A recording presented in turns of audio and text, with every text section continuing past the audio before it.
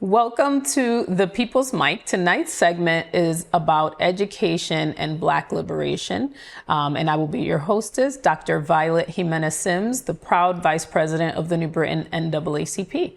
And I'm here with my co-host. And I am Colin Osborne. I am the college chapter advisor for the New Britain NAACP, and I am so excited to be here.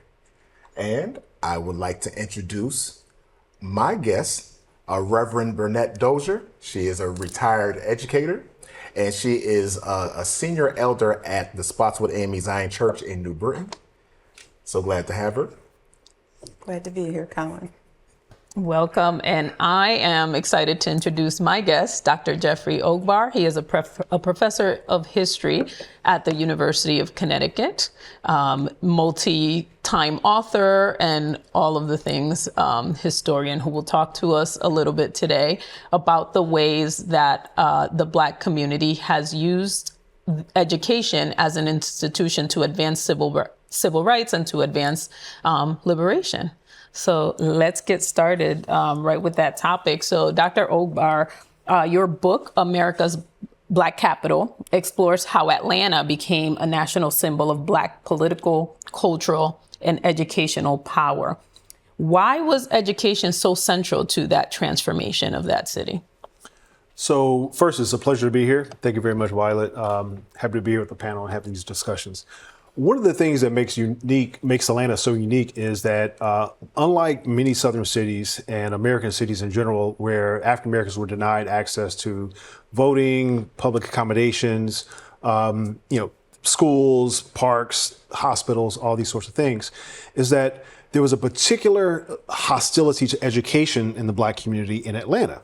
So African Americans paid taxes for schools they cannot send their kids to. In addition to the flagship university, there was no public high school where any African American in the state of Georgia could attend as late as 1923. So even in states we think of as particularly hostile to Black people, Mississippi, Louisiana, Texas, Florida, Alabama, they actually had Black high schools before there was a Black high school in Atlanta.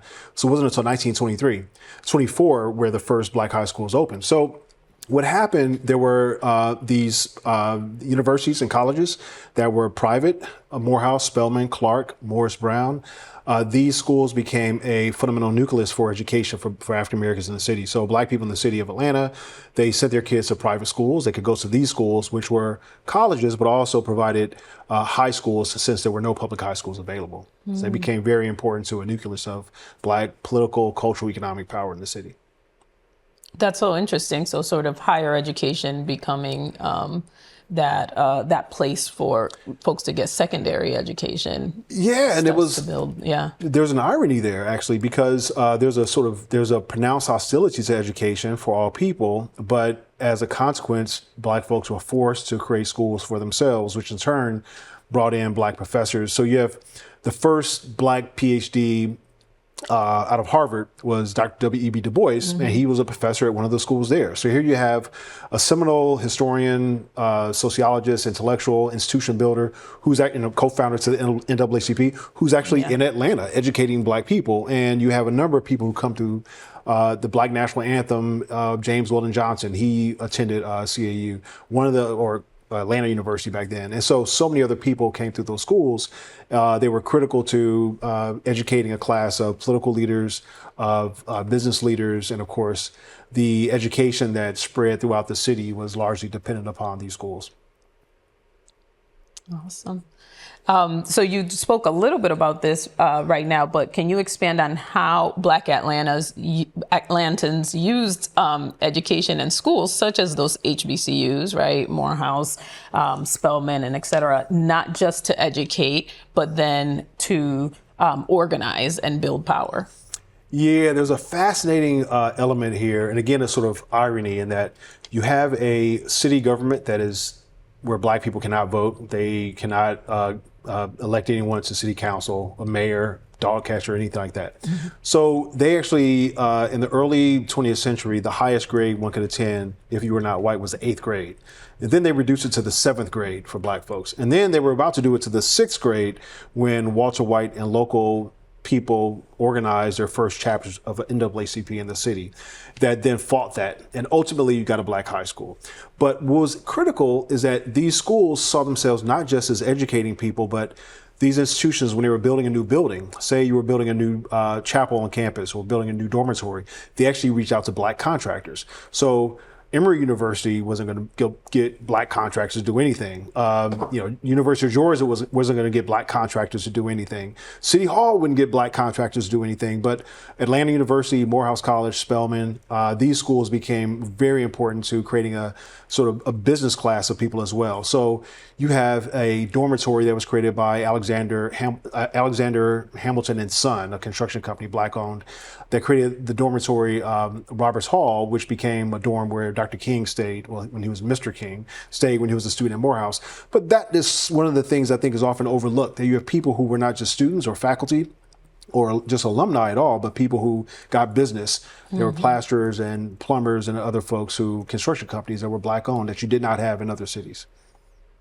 Yeah, so education in turn really was fueling even the economic development Precisely. in the area. Yes. And what is interesting is that, I talk about this fascinating story of a guy who was Tiger Flowers. He was a middleweight champion, first black middleweight champion. And he was from Philadelphia. He decided to stay in Atlanta in the 1920s. So Atlanta was not a hospitable spot for black folks, but Philly wasn't too much either. But if you had a lot of resources, Atlanta could be a sort of an oasis of sorts for black leisure, for joy.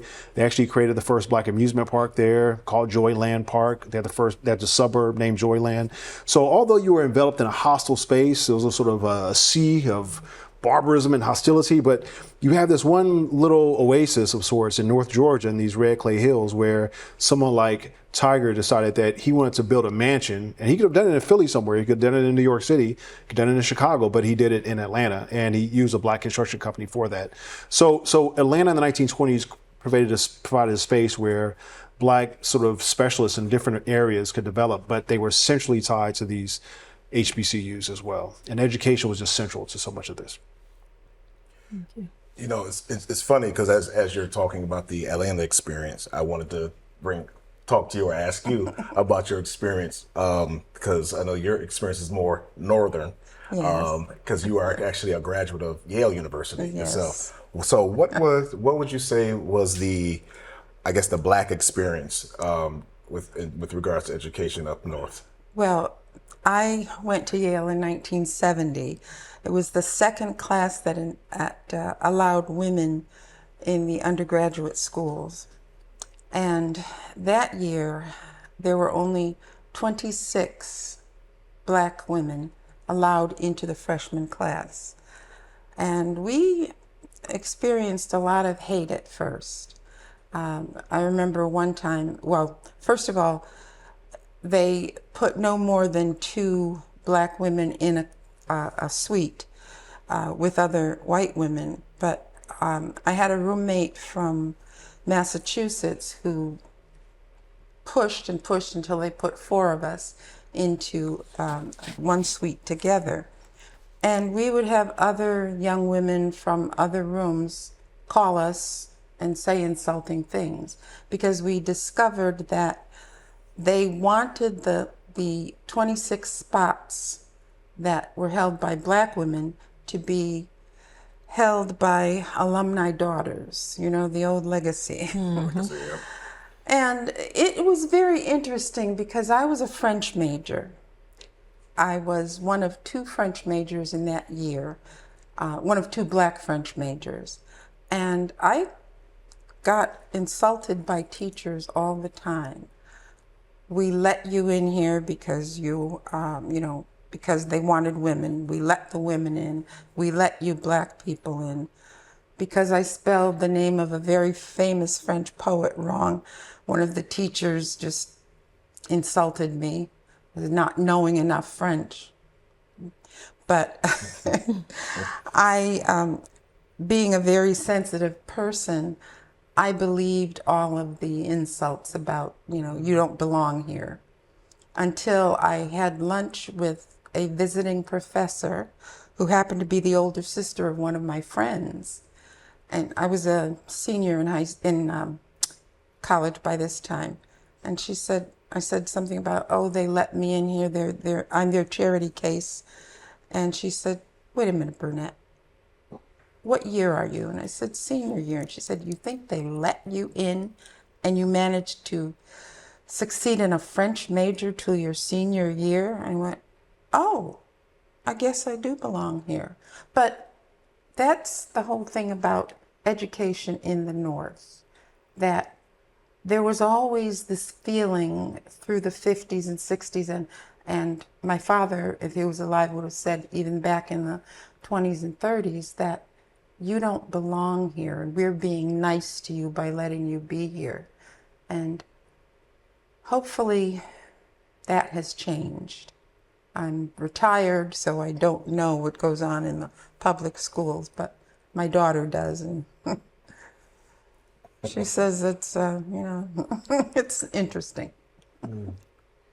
So back while you were in school, how did the Black community or how the Black people respond to education? I mean, was there like similar energy as to Blacks down in Atlanta, that area, or was it still kind of separate in thought process, North versus South? Personally, my life revolved around the Union AME Zion Church, which is now Spotswood. And the people in Union mostly came from the South, and very few were educated. My mother happened to be one of the few. She graduated from Virginia Union University in 1946. People wanted their children to be educated. So all of the women's clubs throughout the city, the people in the churches, especially in Spotswood, were really gung-ho on education, and they supported it and celebrated children who did well in school and went on to college. And although most of them never really came back, we shared in their achievements. Like my oldest sister didn't go to an HBCU. She went to Boston University, but then when she graduated, she went to teach in Ohio and eventually became a lawyer and a judge. So she just retired from her judgeship about 3 or 4 years ago. So, the church still celebrates her, whenever they mention her. So education in the North, in the churches especially, was always pushed. You've got to be educated. It's the only way to basically keep yourself from the cotton field.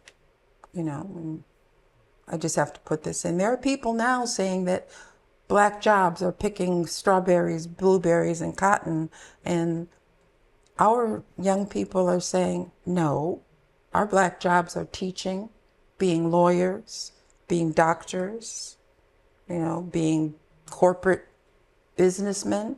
And this is what they got from the very beginning in churches like Spotswood.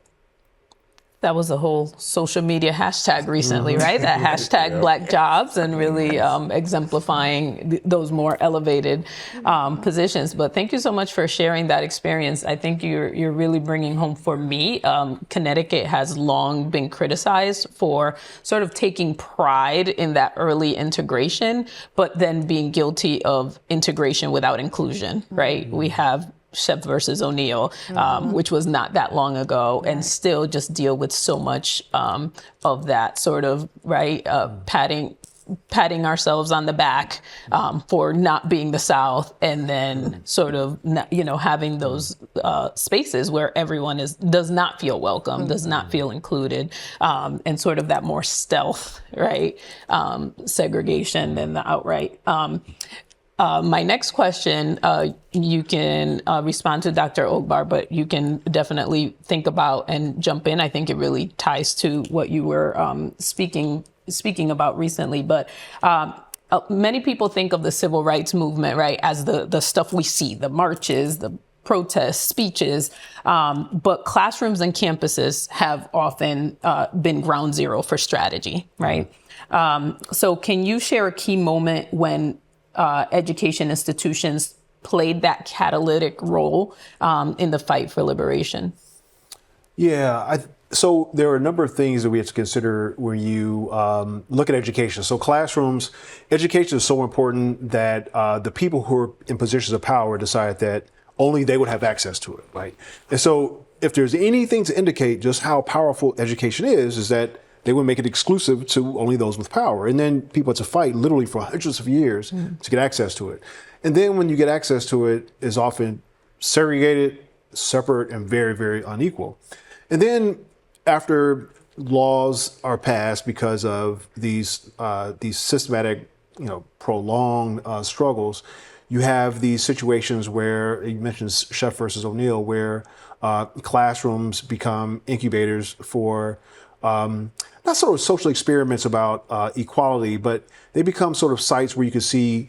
You're not necessarily like an experiment, but you can see sites where inequality still sort of exists. So an example of this is after Brown versus Board, that's 1954, by 1960, still about 98% of students in the South were in segregated schools. So very small numbers of folks actually have been integrated. By the time people were forced into integration, all throughout the South, you have schools where the administrators are white, and the few black students who get in there end up getting in all sorts of humiliating confrontations. People call them names, they do stuff. And then when the black students defend themselves, white police officers were called by white administrators and black kids were being arrested at these extraordinarily high rates. It's a sort of a history that we don't know about. So many people might remember the Gen 6 that happened in around 2006. I think it was around 2006, 2007.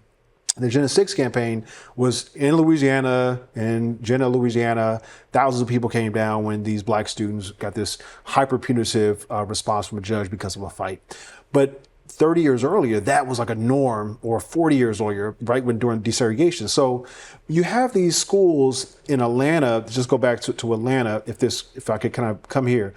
The teachers in Atlanta, black schools, parents decided that they would rather have community control of their schools rather than take their black child and send them to be the only or one of 2 or 3 black children in a hostile white school.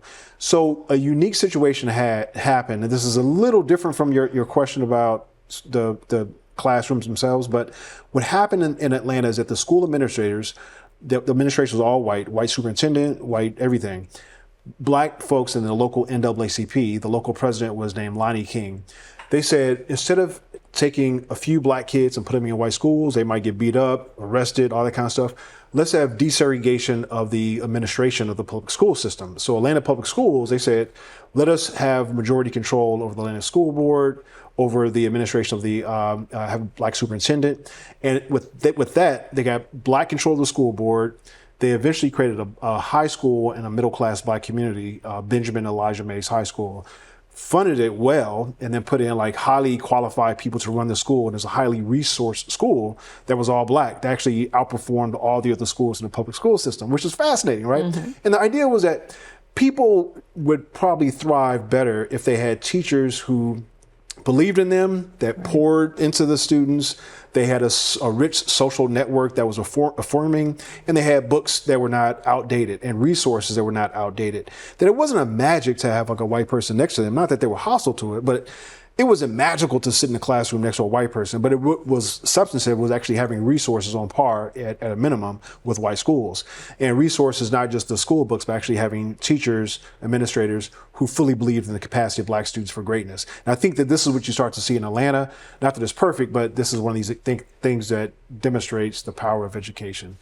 Yeah. I'll stop right there. I'm sorry, I get long-winded. No, that's fascinating. Thank you. I'm learning. Yeah. So, a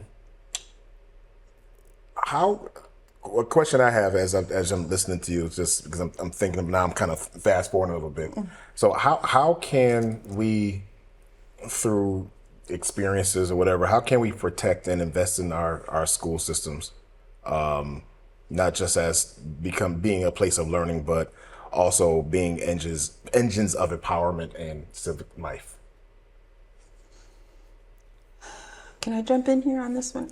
Well, The first thing we have to do is realize that right now, in 2025, we're living in a time where a lot of people are exhibiting a lot of hatred for anybody who's different. And it isn't necessarily just race, it's all kinds of things. But we as a community, not just the child's parents, but we as a community have to stand up to any sort of unfair treatment that they get, whether it's, being told to sit in certain sections of the classroom, as back in the 60s and 70s, they thought black children were stupid, so they put them in the back of the classroom. And, that kind of thing, or being told, as children were once in California, that they couldn't wear certain cultural things. When I was teaching in California, we heard about a private school, Catholic school, that told the girls that they were not allowed to wear braids. And, it's like we all were shocked because every little black girl wore her hair in braids if she could. But they had decided it was too cultural. And we as a community have to stand up and say, no, this is our culture. These are our children. Don't make them feel like less than human. And it means more. Because parents are going to support their children and teachers are going to say, oh, that's just your kid. Of course, you think he's perfect. But if the community says, you're not being fair to that child, then, and in many cases, the community is the village. And the village, for many of us, and I'm jumping ahead here, but the village is the black church. We have to come together and say, this is unfair treatment for this child, for these children.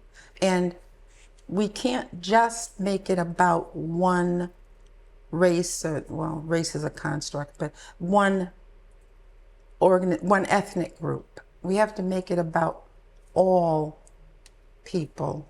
And I like to look at the NAACP. It doesn't say the National Association for the Advancement of Black People or Colored or Negro people. It's for people of color, colored people. We have to stand together and make sure everybody gets treated like a person and is guided, not pushed, but guided to fulfill their potential.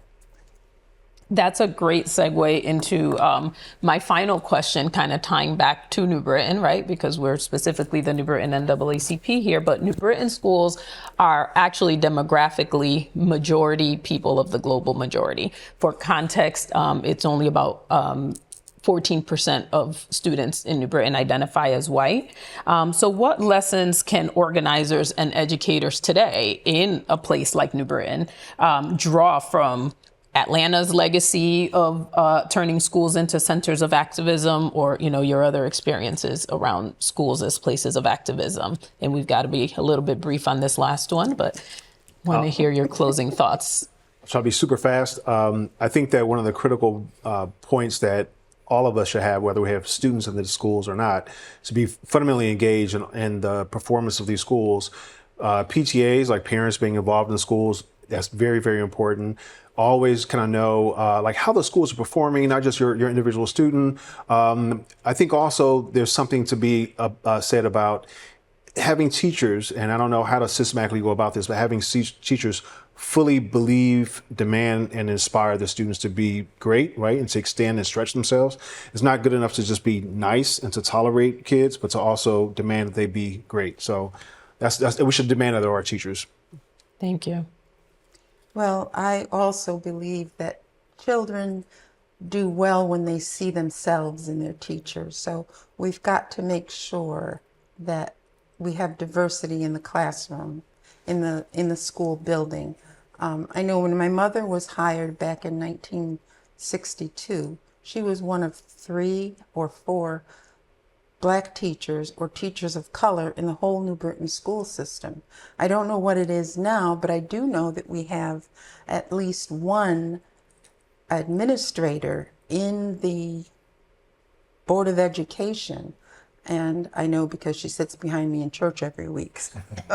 But, You know her well as well. This is important because our children that are going off to college can say, I want to be her. Absolutely. And that's what we need. You can't be what you can't see, right?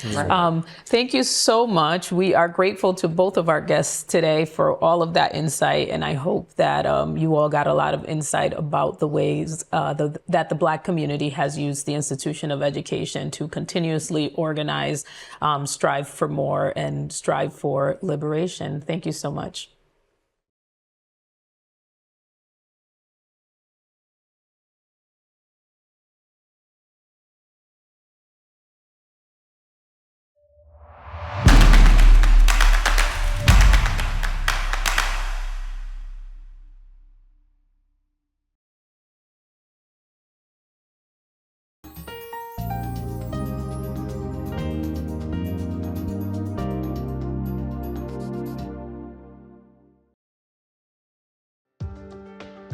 Step into our store and discover a stunning array of dancewear.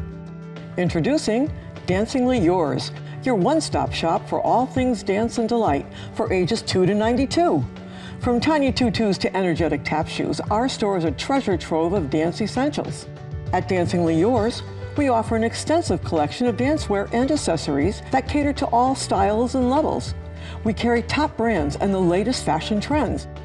From ballet to hip-hop, lyrical to jazz, ballroom to liturgical, as well as gymnastics, you'll find the best selection right here at Dancingly Yours. But we're not just a store. We're a community that celebrates the joy of dance. Our expert team is passionate about dance, just like you. So we're here to assist you in finding the perfect fit. And the best part, Dancingly Yours offers competitive pricing in-store and online. Dancingly Yours, easy to get to, and worth the trip from anywhere, right on Route 10 in Plainville.